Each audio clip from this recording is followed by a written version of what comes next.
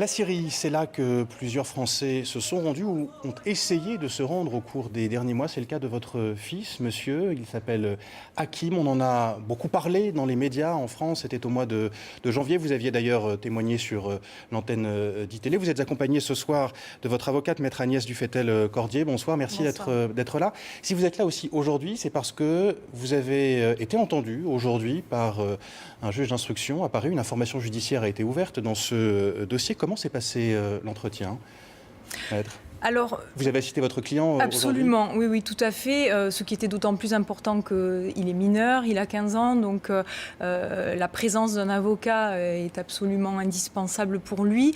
Ça s'est extrêmement bien passé puisqu'on a affaire à un jeune garçon qui a reçu une bonne éducation, je pense qu'on peut le dire, qui s'exprime bien et qui surtout a vraiment envie d'être entendu et d'être compris.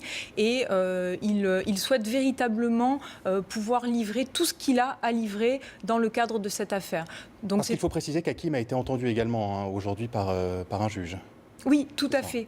Ah pardon, vous me parliez de monsieur. Alors non, je n'ai pas assisté monsieur, parce que monsieur intervenait simplement en tant que représentant légal de son fils.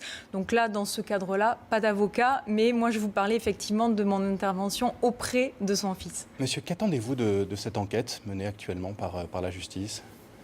On respecte le déroulement de l'enquête, on respecte la décision judiciaire, on se plie sous ces rouleaux compresseurs de la machine judiciaire en tous les cas. Mais ce que j'en pense, c'est vraiment des décisions qui sont très très lourdes pour l'enfant en particulier, et au-delà de l'enfant, pour la famille en elle-même. Il faut savoir qu'on est convoqué très récemment, voire à raison une fois par semaine. Si ce n'est pas le père, c'est la mère. Si ce n'est pas la mère, c'est l'enfant.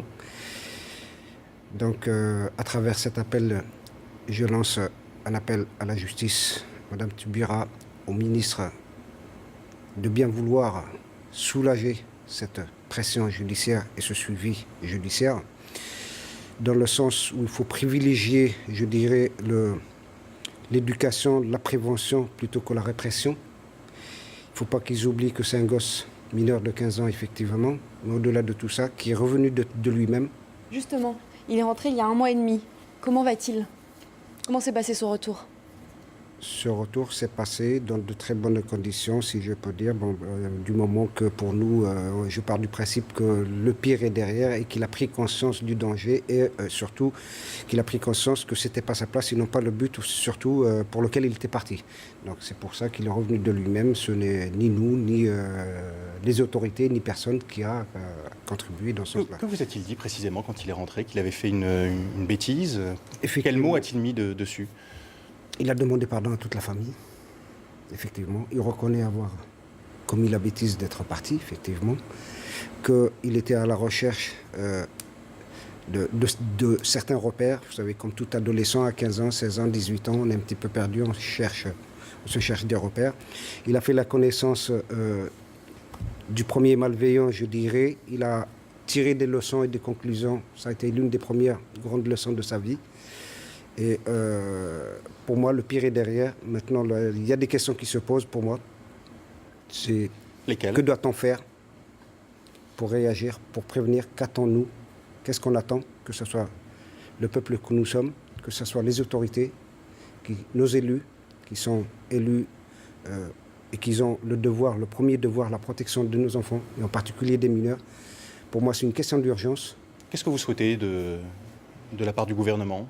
Je souhaite qu'ils nous épaulent, qu'ils nous aident, qu'ils nous écoutent, qu'ils mettent en place, qu'ils privilégient surtout la politique de la prévoyance et de l'éducation plutôt que de la répression pour ces enfants mineurs. Mais dans le même temps, vous trouvez que la justice vous sollicite trop, c'est ce que vous avez dit. Tout à fait, parce que ce suivi judiciaire, il est lourd. Pour un gosse qui a quand même cumulé un retard d'un trimestre scolaire. Donc il faut se poser la question, soit on va vers le sens de sa réinsertion, ou plutôt cumuler le retard dans le mauvais sens et avec la répression. C'est-à-dire qu'il n'a que le mercredi après-midi de libérer.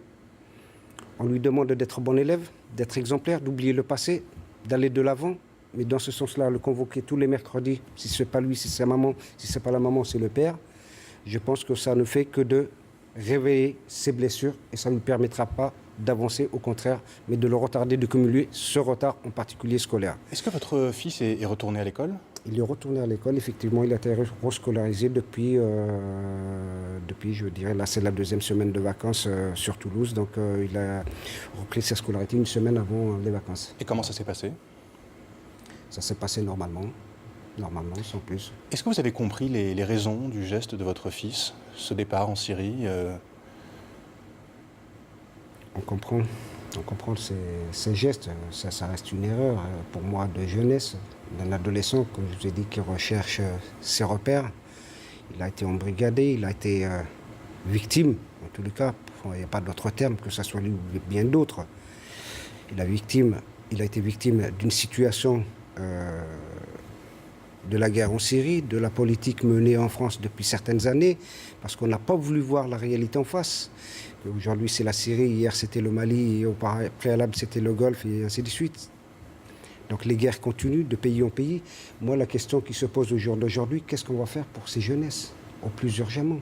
Comment va-t-on s'unir? Est-ce qu'on peut avoir l'appui et le soutien de l'État et des pouvoirs publics pour se mobiliser et nous aider à mobiliser le maximum des jeunes dans le bon sens, dans l'éducation, dans la prévention? C'est là les vraies questions. Le passé, c'est le passé, mais voyons plutôt à l'avenir. Comment devons-nous faire pour protéger la jeunesse française? Votre appel donc ce soir sur iTélé est lancé aux autorités françaises pour protéger cette jeunesse française, certains jeunes en tout cas, tenter d'aller en Syrie, combattre aux côtés de certains djihadistes. Merci monsieur d'avoir été notre invité ce soir. Merci maître Agnès Dufetel-Cordier d'avoir répondu à nos questions.